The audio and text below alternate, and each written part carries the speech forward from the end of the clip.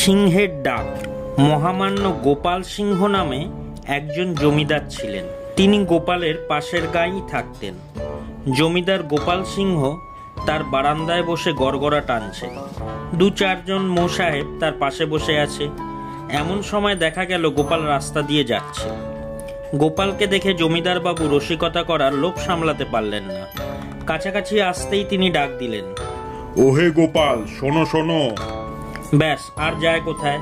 ডাক শুনেই গোপাল অবাক হওয়ার ভান করে রাস্তার মাঝে চিৎপাত হয়ে শুয়ে পড়ল। গোপালের অবস্থা দেখে জমিদার বাবু তো ঘাবড়ে গেলেন। তিনি লোকজন ডেকে গোপালকে বারান্দায় তুলে আনলেন, মাথা ও মুখে জল দিতে বললেন এবং জমিদার বাবু নিজেই পাখার বাতাস করতে লাগলেন। কিছুক্ষণ পরে গোপাল পিট পিট করে তাকাতেই জমিদার বাবু জিজ্ঞাসা করলেন, কি হে গোপাল, তোমার কি মৃগী রোগ আছে নাকি? গোপাল বলল, আজ্ঞে না। তাহলে হঠাৎ তুমি অজ্ঞান হয়ে গেলে কেন? আজ্ঞে আপনার ডাক শুনে, এ তো আর জাতা ডাক নয়, একেবারে সিংহের ডাক, তাই ডাক শুনেই মূর্ছা গিয়েছিলাম। গোপালের কথা শুনে জমিদার বাবু হেসে উঠলেন এবং খুশি হয়ে গোপালকে পুরস্কৃত করলেন।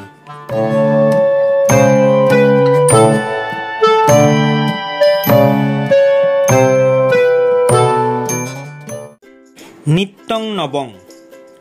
গোপালের কোনো বাহন ছিল না। তাকে রোজই বাড়ি থেকে হেঁটে হেঁটে রাজসভায় আসতে হতো। হঠাৎ একদিন গোপালের মাথায় একটা নতুন বুদ্ধি গজালো। দেখা গেল গোপাল একটা ঝাঁকামুটের ঝাঁকায় বসে রাজবাড়ি চলল। রাস্তার লোক গোপালের কাণ্ড কারখানা দেখে অবাক হয়ে শুধু তাকিয়ে রইল। অনেকে অনেক রকম মন্তব্য করতে লাগলো। গোপালের কিন্তু তাতে কোনো ভ্রুক্ষেপ নেই। সে এইভাবেই তার গন্তব্য পথে যেতে লাগলো। মহারাজ কৃষ্ণচন্দ্র তখন দোতলার বারান্দায় দাঁড়িয়েছিলেন। তিনি এই দৃশ্য দেখে গোপালকে জিজ্ঞাসা করলেন, কি ব্যাপার গোপাল, ঝাঁকামুটের মাথায় এলে কেন? কেউ ঠ্যাং ভেঙে দিয়েছে নাকি? গোপাল বলল, এগে না হুজুর। মহারাজ বললেন, তাহলে কি তোমার পা মুচকে গেছে? গোপাল ঝাঁকা থেকে বলল, বুঝলেন না হুজুর, নিত্যং নবং। রাজা বললেন, তার মানে কি গোপাল? গোপাল বলল, রোজই তো হেঁটে আসি, আর ঝাঁকামুটের মাথায় এলো, একঘেয়েমি কাটলো, একেই বলে নিত্যাং নবং।